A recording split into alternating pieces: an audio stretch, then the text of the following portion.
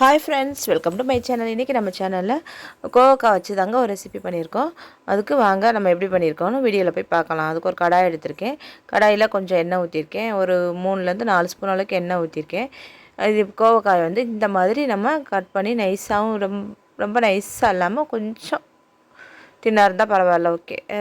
Cut பண்ணிவிட்டு அதில் வந்து நம்ம வெங்காயம் தக்காளி எதுவுமே சேர்க்கலைங்க.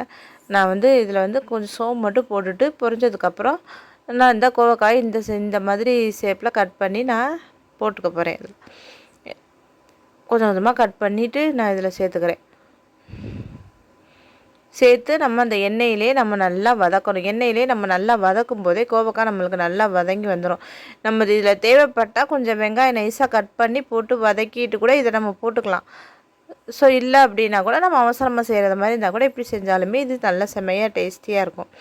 நல்லா நம்ம அந்த எண்ணெயிலே நம்ம அடுப்பை வந்து மீடியம் ஃப்ளேம்லேயோ லோ ஃப்ளேம்லேயோ வச்சுட்டு நம்ம பொறுமையாக அதை வதக்கணும்.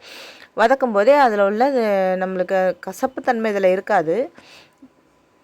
இருந்தாலும் நம்ம அதில் பாதி வெந்து வரும்போது அதனோட டேஸ்ட்டு நல்லாயிருக்கும். அதனால் கொஞ்சம் நேரம் எண்ணெயில் வதக்கிட்டு தான் நம்ம அப்புறம் மசாலா சேர்க்கணும்.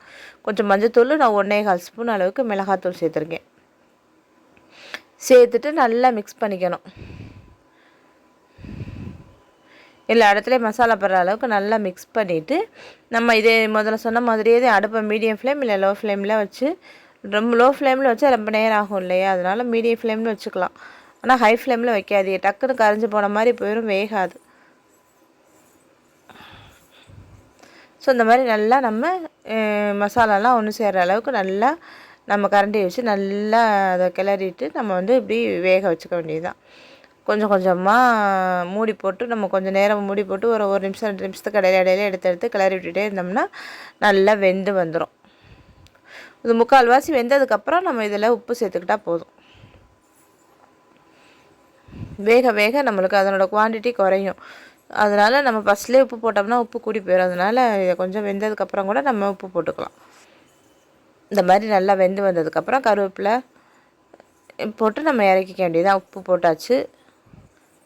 உப்பு போட்டு நல்லா மிக்ஸ் பண்ணிவிட்டு இன்னும் கொஞ்சம் நேரம் வேக வச்சுட்டு இறக்க போயில கருவேப்பிலை தூவி இறக்கிடலாம். இதில் வந்து நம்ம நிலக்கடலை பருப்பு பொடிச்சு போட்டு வறுத்தோம்னாலும் அதுவும் ஒரு டேஸ்ட்டு நல்லாயிருக்கும். அந்த ரெசிபி வந்து நான் இன்னொரு நாளைக்கு போடுறேன். இப்போ இன்றைக்கி வந்து நான் சும்மா தான் வறுத்துருக்கேன். இது வந்து இந்த கோவக்காய் வறுவல் வந்து அவ்வளோ ஒரு டேஸ்டியாக இருக்கும். தயிர் சாதம், சாம்பார் சாதம், ரச சாதம் எல்லாத்துக்குமே நல்லாயிருக்கும். தேங்க்யூ.